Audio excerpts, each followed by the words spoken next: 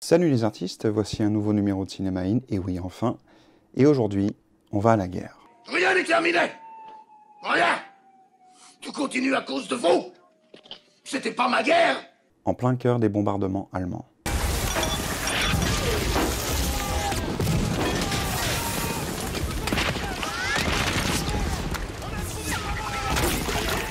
Non, ce n'est pas Dunkerque.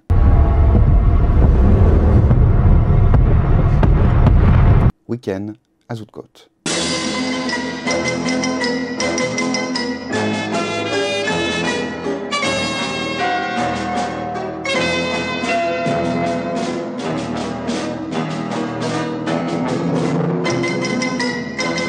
Week-end à Zoutcote est un film datant de 1964 et réalisé par Henri Verneuil, qui est pour ma part l'un des plus grands réalisateurs du cinéma français de notre histoire. On lui doit entre autres le magnifique Des gens sans importance, La vache et le prisonnier, le puissant et qui n'a pas pris une ride par certains aspects Le Président, le merveilleux Un singe en hiver, Mélodie en sous-sol, 100 000 $ au soleil, le blockbuster à la française Le clan des Siciliens, le polar traité de giallo et culte, Peur sur la ville.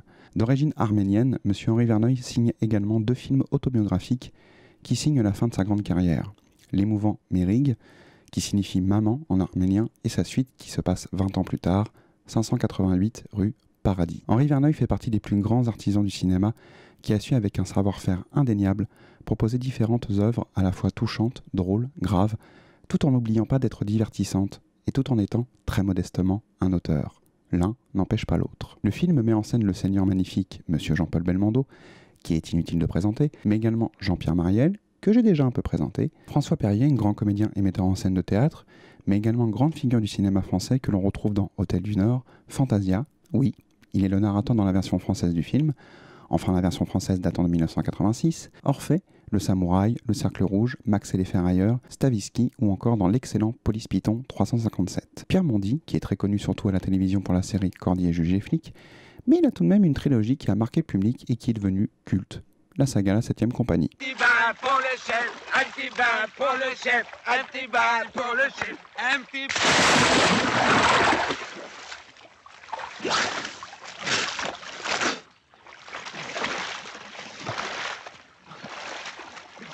Qu'est-ce que vous nagez bien cher. Oh là! Catherine Spack, qui a une très belle carrière, que ce soit en tant que comédienne et chanteuse en Italie. Ridiamo, ridiamo, ma in fondo c'è mia. Ah, no, non esci con me. On la retrouve dans Le Fanfaron, Les Amours difficiles, Le chat à 9 queues, entre autres. Elle est connue en France pour avoir joué dans la série télévisée Une famille formidable. Julien!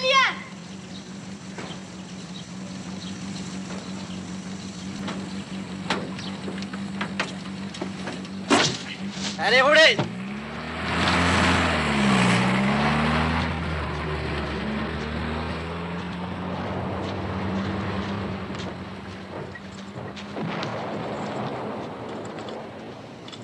Julien!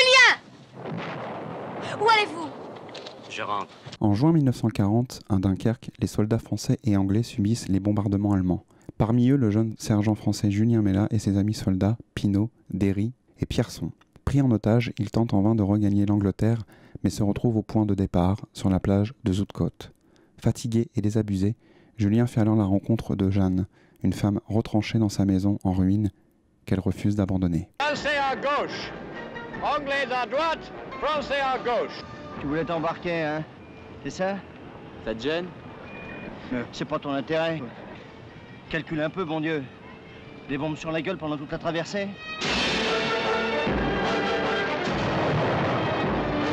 Contrairement à d'autres films qui glorifient l'armée française ou plus généralement montrant la facette victorieuse de la Seconde Guerre mondiale, comme par exemple Le jour le plus long ou encore Paris brûle-t-il, Henri Verneuil montre l'instant de la défaite, de la débâcle de la bataille de Dunkerque en juin 1941. Le film est découpé en 2 parties. La première, dans un ton presque comique, nous suivons des soldats français isolés et surtout défaits, qui petit à petit ne vont plus être de simples soldats, mais des individus qui vont tenter de survivre, car à ce moment-là, la défaite est sûre et certaine. Entre les bombardements qui les entourent, l'armée allemande qui s'approche de plus en plus d'eux, les soldats anglais qui battent en retraite. Julien Mella, incarné par un excellent Jean-Paul Belmondo, comprend très bien qu'il faut fuir, trouver une solution, et vite. Le ton presque comique est accentué par certains échanges entre les personnages, un conflit ridicule, j'en dis pas plus, tout en ne cachant pas ce qui se passe à l'arrière-plan, la guerre, ce qui installe la seconde partie du film, qui, vous vous en doutez, est beaucoup plus sombre. Cette seconde partie montre les facettes les plus sombres de la guerre et de l'humanité. Le personnage incarné par un très bon Pierre Mondy se prépare à l'après et se dit que être avec le gagnant, c'est pas si mal. Certains soldats français qui écoutent leur bas instinct dégueulasse, même le personnage de Julien Malat, qui au départ est un idéaliste, va sombrer. Sa rencontre avec une jeune femme, qui au départ est une victime, va sonner en quelque sorte son destin. En temps de guerre, le bien et le mal n'existent pas. Henri Verneuil signe un film impressionnant, avec une reconstitution remarquable, avec un budget assez limité, mais le budget est là. Mais son savoir-faire, son intelligence de metteur en scène donne l'un des films sur la Seconde Guerre mondiale le plus réussi du cinéma français. Et oui, le cinéma français a proposé et propose de très bons films, que ce soit en court et en long métrage. Bien sûr, il faut fouiller, il faut être curieux, découvrir, oser, avoir une ouverture d'esprit, et je pense que certaines personnes ne l'ont pas, malheureusement pour eux, et découvrir des vieux films, encore des vieux films, allons plus loin même, mais aussi des films récents, parce qu'il y a encore de très bonnes surprises dans le cinéma français. Il faut juste tenter l'aventure. Je dis cela car certaines personnes crachent, vomissent même sur le cinéma français, disant que c'est de la merde et que c'est produit que par des bourgeois, oubliant ceux qui souffrent réellement, qui connaissent mieux la vie, la vraie. Mon cul, hein, les vieux cons émo à casquette. Vous êtes con, quoi. T'es très con, je te le dis. Quand tu dis les rastaquaires, les machins, je supporte pas, quoi. Je te le dis gentiment. Le film est disponible en DVD et en Blu-ray très facilement. Je dirais que la plupart des films avec Belmondo sont très faciles à trouver, sauf un, mais je ferai un cinéma in dessus. Et allez-y, vraiment. C'est un excellent film sur la Seconde Guerre mondiale, une partie de la Seconde Guerre mondiale. Et j'ai cité Dunkerque de Nolan en début de vidéo. Je préfère Week-end à Zoutcote à Dunkerque. C'est à titre personnel, bien sûr. Après, chacun a le droit d'aimer Nolan, il n'y a pas de problème là-dessus, heureusement. C'est un grand film, un excellent film, et allez-y, et découvrez le savoir-faire d'un certain cinéma français. Abonne-toi, commente pour un café ou un chocolat chaud, ou du jus d'orange ou du champagne, comme tu veux. Je te souhaite un bon courage, parce qu'en ce moment, c'est compliqué la vie en France. Mais il faut garder espoir quand même. On a que ça qui existe encore, heureusement.